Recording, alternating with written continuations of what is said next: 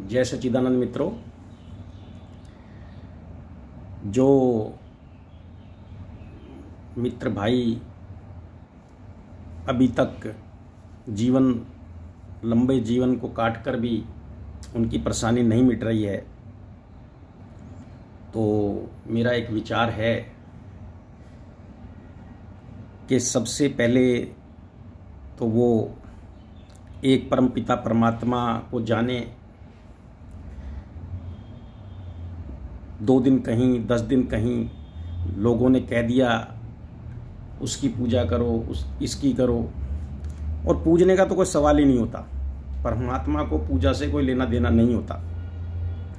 परमात्मा कहता है तू मुझे अच्छी रीति याद कर। अच्छी रीति मतलब दिमाग में हर समय चलता रहे, याद में रहे, मेरी याद में। ये पूजा पाठ तो क्या था कि एक पुराने ज़माने प्रथा चली थी जिससे कि हमारा ध्यान थोड़ा परमात्मा में लगे, लेकिन अब तो ये पाखंड का रूप ले चुकी है काफ़ी हद तक। और जो दुकानदार हैं वो अपनी दाल रोटी चलाने के लिए सब कार्य करते हैं। और दूसरी बात ये है कि पूजा पाठ करोगे किसकी? पूजा पाठ से इंसान खुश होता है, परमात्मा नहीं।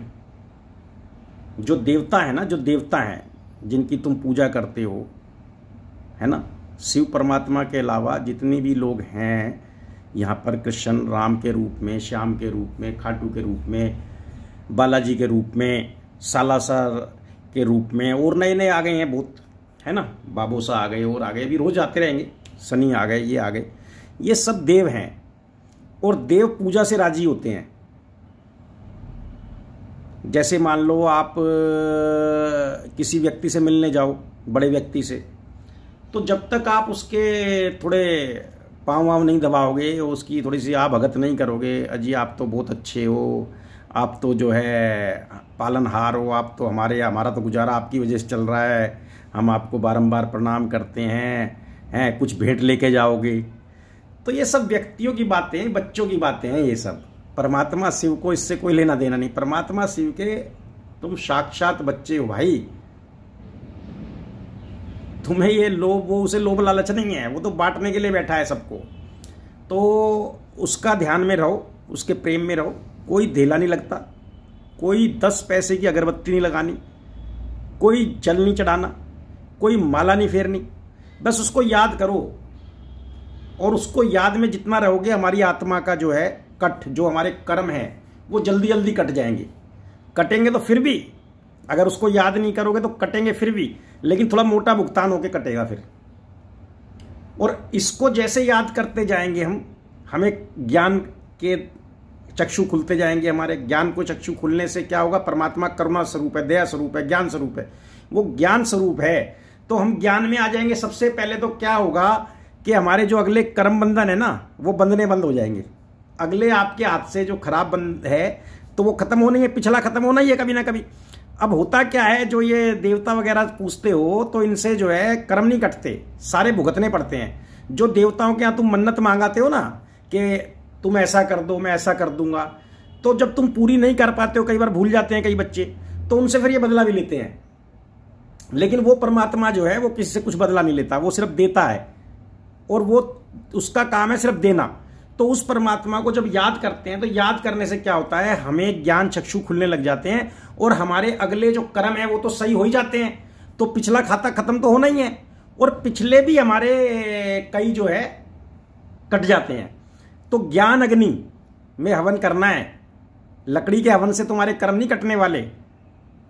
ज्ञान अग्नि, अपनी ज्ञान अग्नि, ज्ञान ज्योति अंदर जगेगी, तो उससे क्या है कि हमारे कर्म कट जाएंगे। उसका हवन करना है हमें। आवाहन, हवन मतलब आवाहन, कि ज्ञान उतरे मेरे अंदर। और ज्ञान उतरने का एक ही साधन है, परमात्मा को, शिव को याद करना। तो शिव को याद करते रहो, ज्ञान ज्योति जगाते रहो, और कर्म अगले तो बनेंगे ही नहीं तुम्हारे बुरे। ठीक है ना? कार्य तब भी ऐसे ही करोगे जैसे कर रहे हो, सुखी इससे ज्यादा रहोगे, ये मैं गारंटी देता हूं। मतलब मैं क्या दूंगा, मुझे बाबा ने दी है, मैं आपको दे रहा हूं।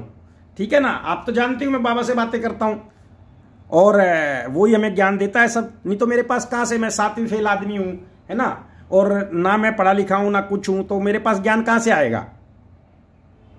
तो ये सब बाबा की कृपा से आता है, ठीक है ना। मैंने भी 10-15 साल मेहनत करी है, तो पुराने जैसे जैसे कटते जाते हैं तो सुखी होता जाता है, अंदर का आनंद उपजेगा, अंदर जो आनंद उपजेगा ना आपके, वो बड़ा अच्छा होगा। तो इसके लिए भाई मेरे, उसको अच्छी रीति से याद करो। और सबसे पहले जब भी आप ध्यान करते हो ना, तो क्या करना, आप जब ध्यान में बैठोगे तो आपके उल्टे सीधे ख्यालात आएंगे, है ना। तो उन ख्यालों पे दिमाग मत लगाना, उनसे उलझना मत।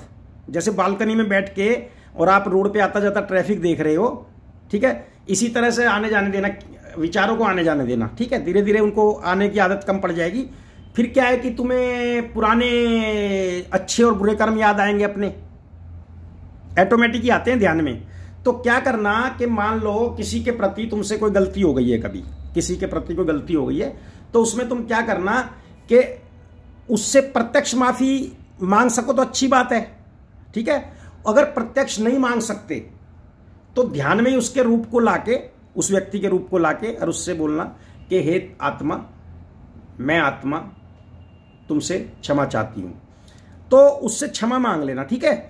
तो धीरे धीरे जैसे करोगे तो वो फिर क्या है कि अपनी गलतियां, जो जिसको तुम खुद को अपराधी मान रहे थे, कई कामों के लिए खुद को भी अपराधी मानते हैं व्यक्ति, उसकी भी क्षमा मांग लेना परमात्मा से। तो धीरे धीरे ऐसे ध्यान योग में जाके तो तुम क्षमा, तो तुम देखोगे कि 2-5 दिन के अभ्यास के बाद किसी को सेम डे भी तुम्हें रोना आएगा, आंसू आएंगे बहुत सारे, है ना। तो वो आंसू जितने आए उतने अच्छे हैं, जितने भी आंसू आपको आएंगे उतने समझ लेना अच्छे हैं। आप परमात्मा आपको शुद्ध कर रहा है अंदर से, तो शुद्ध होते जाना, ठीक है। लंबी प्रक्रिया है, और जिसका पहले का अभ्यास रहा होगा उसके लिए छोटी है। कई अभ्यास कई बच्चों के पूर्व जन्म के भी होते हैं, तो उनकी यात्रा थोड़ी छोटी है। लेकिन क्या है कि एक गारंटी पक्की है कि अगले कर्म बंधन बंधने बंद हो जाएंगे जैसे ही परमात्मा को याद करना शुरू करोगे। तो पिछले तो हिसाब हो ही जाना है। मान लो पिछला कर्जा आप पे 50,000 लाख रुपए है, 2 लाख है, तो वो तो उतार ही दोगे आप धीरे धीरे। लेकिन क्या है कि नया कर्जा नहीं चढ़ेगा, नया कर्जा चढ़ाओगे तो वो उतरेगा ही नहीं। पिछला भी है और अगला फिर चढ़ गया, फिर अगला चढ़ गया, तो कर्ज मुक्त नहीं हो गए कभी। कर्ज मुक्त का मतलब यह है कि कर्म के, वो पैसे का हो, धेले का हो। और जिन लोगों से आपको अगर अच्छा लगे, भाई किसी के प्रति कोई अपराध हुआ हो, आमने सामने माफी मांग लो, तो माफी मांग लो, कोई बात नहीं, शर्म की कोई बात नहीं है इसमें। सब बाबा का रूप है और बाबा के बच्चे हैं, भाई भाई हैं सब, है ना। किसी भी जाति का हो, किसी भी धर्म का हो, उसमें कोई फर्क नहीं है, छोटा हो बड़ा हो। और किसी से चलो नहीं मांग पा रहे हो तो ध्यान में उसको जैसे ही वो याद आए, उस कर्म को वहीं काट दो, उस कर्म को वहीं काट दो क्षमा मांग के। मान लो आज दिन में गलती हुई किसी की, उस टाइम मान लो अभी तो इतना अभ्यास नहीं है तो हो जाएगी छोटी मोटी गलती, तो जब ध्यान में बैठो शाम को, तो उसको दिन में जैसे ही याद आया उसको वहीं क्षमा मांग लो कि मेरे से उस टाइम गलती हो गई थी, मैं क्षमा चाहता हूँ। तो वो कर्म बंधेंगे नहीं। इसी तरह से चीजें चलती रहेंगी धीरे धीरे, है ना। कोई लंबा चौड़ा तो कुछ है नहीं, ना चवन्नी लगनी, ना कहीं जाना ना कहीं आना। हाँ, घूमने फिरने जाओ, घूमने फिरने आप जहाँ दिल करे जाओ, पहाड़ों पे जाओ, नदियों पे जाओ, है ना, मंदिरों में जाओ, घूमने फिरने जाओ। लेकिन याद जो है शिव बाबा को करना है बस। भाई हमारा भाई बंधु कोई बढ़िया घर बनाता है तो हम उसके घर देखने वेखने जाते हैं ना। तो ये सब भाइयों के घर हैं हमारे, ये जो मंदिर हैं ये सब हैं, ये हमारे भाई हैं सब, है ना। बाबा के ये थोड़े उच्च बच्चे थे जिन्होंने अपने कर्म पहले काट लिए थे, है ना। आप भी उन समान बन जाओगे इस जन्म में, नहीं तो अगले में बन जाओगे। कोशिश इस जन्म में करो, मतलब जितनी तेजी से कर्म काट लोगे, जितना ध्यान ज्यादा करोगे, उतनी जल्दी कट के उच्च पद पा जाओगे, इस जन्म में भी सुखी और अगले जन्मों में भी सुखी। तो होता क्या है कि आपने जो है ध्यान करना है बाबा का। ध्यान मतलब ये नहीं काम छोड़ के करना है, पहले तो थोड़ा ध्यान के लिए आपको बैठना पड़ेगा, फिर काम नहीं। अब जैसे मैं आपसे बातें कर रहा हूं, ठीक है, मैं कोई काम कर रहा हूं तो मैं ध्यान में ही रहता हूं। फिल्मी गाने सुनता हूं, आप तो जानते हो मैं फिल्मी गाने गाता हूं खूब, तो फिल्मी गाने सुनता हूं तो मेरा ध्यान परमात्मा पे होता है ऑटोमेटिक। कोई भी गाना दे दो आप मुझे, कोई भी गाना दे दो आप मुझे, भेज दो, मैं उसी गाने पे आपको परमात्मा से जोड़ दूंगा, क्योंकि ध्यान ही उसका है, उसके अलावा कुछ दिखेगा ही नहीं। तो आप कुछ, आपका ध्यान ही नहीं जाएगा विचारों की तरफ, और जाता भी है शुरू में तो जाने दो, कोई दिक्कत नहीं है। और दूसरी बात एक और करना कि कुछ नए बच्चे होते हैं, ठीक है, वो ये कहते हैं कि भाई हम ध्यान लगाते हैं, ध्यान लगता नहीं है, ठीक है। तो भैया मैं तो कहता हूं कोशिश करोगे लग जाएगा, लेकिन थोड़ी सी अगर कहीं कमजोरी रहती है ना, तो क्या है कि बाबा के शक्ति, अगर मान लो सपोज करो बाबा की ध्यान का अभिमंत्रित जल है, बाबा का जब ध्यान लगाता हूं मैं तो जल को सामने रख लेता हूं, ठीक है, उसमें कुछ नहीं है, जैसा पानी आपके यहाँ आ रहा है वैसा ही है।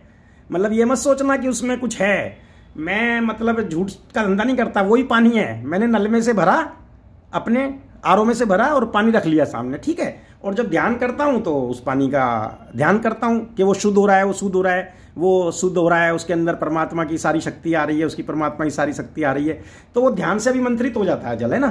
तो थोड़ा सा देता हूं मैं 5 या 10 ml बस, ठीक है। तो उसमें 5-10 ml में वो फ्री है, कोई उसका चार्ज नहीं है, और उसको क्या है कि आप 21 दिन तक 2-2 4-4 बूंद पी लो बस, ठीक है। और उससे क्या होगा कि एक माला आप जो है 10 रुपये की है, उसका बाबा ने कहा है भाई चार्ज जरूर लेना है। वैसे तो 100-150 रुपये की आती है बाजार से, लेकिन 10 रुपये लेते हैं। अगर आपको ऐसी जरूरत समझो तो मंगा लेना, और नहीं जरूरत समझो तो कोई ऐसी बात नहीं है। कोई ये नहीं है कि उस आपका ध्यान अगर ऐसे ही लग रहा है बाबा में, ठीक है, और आप देखना वो जो आप करोगे ना, आप 40 दिन तक उसकी वो जो माला का जो है और अपने बाबा का नाम लेना बस, ठीक है ना। मेरा बाबा, ओम नमः शिवाय, जो आपका दिल करे, जैसे भी दिल करे, और उसका जो है नाम लेना, एक माला जपना सुबह शाम। तो क्या होगा, वो पानी पी लेना 2-2 बूंद, तो आप देखना 40 दिन में आपको डिफरेंस नजर आएगा। और नहीं तो भैया देखो, पानी तो फ्री का है ही बाबा का, 10 रुपये की माला है, कभी मुझसे मिलो तो वापसी ले लेना, है ना। कभी मेरे से मिलने आओ, कभी मुलाकात हो जाए तो आप माला भी रख लेना और 10 रुपये में से वापसी ले लेना, बोल के कि मेरे को काम नहीं हुआ, ठीक है। तो कोई मतलब ठगी वग्गी का जाल है नहीं, फिर भी आप समझो तो मेरे को कोई दिक्कत नहीं है। आप जो मेरे बारे में सोचो वो सोच सकते हो, ठीक है। मतलब कि सीधा सा फंडा है बस। तो बाकी तो आप सब समझदार हैं। बाबा बाबा कहता हूं, अपनी धुन में रहता हूं, जितनी कृपा मुझ पे ऐसी सब पे हो जाए बस, यही चाहता हूं, क्योंकि हम सब बाबा के बच्चे हैं। हो सकता है आत्मा रूप में हम सब भाई हैं, लेकिन शरीर रूप में किसी का जन्म कहीं हुआ, किसी का कहीं हुआ। ऐसे ही तो मिल जाते हो ना, कई बार आपने देखा होगा, कई बार कहाँ के कहाँ मिल जाते हैं, कहाँ का बिछड़ा हुआ कहाँ मिल जाता है। कई बार सगे भाई दुश्मन हो जाते हैं और दूर के भाई प्रेमी हो जाते हैं। तो वो क्यों होता है? ये सब इसीलिए होता है, कोई ना कोई कर्म बंधन होता है, ठीक है। और कोई ज़्यादा टेंशन ना लो और मस्त रहो, स्वस्थ रहो, बाबा तुम्हारे साथ है सदा। बस ध्यान उसका निराकार का करना है जो संपूर्ण समाया हुआ है। छोटी मोटी चीज़ों में नहीं फंसना। छोटी मोटी चीज़ों से क्या होगा, छोटे मोटे टारगेट पूरे होंगे तुम्हारे। भाई बड़ा सेट मिल गया जब तुम्हें, तो फिर छोटे सेटों से क्या लेना, है ना। जय सच्चिदानंद।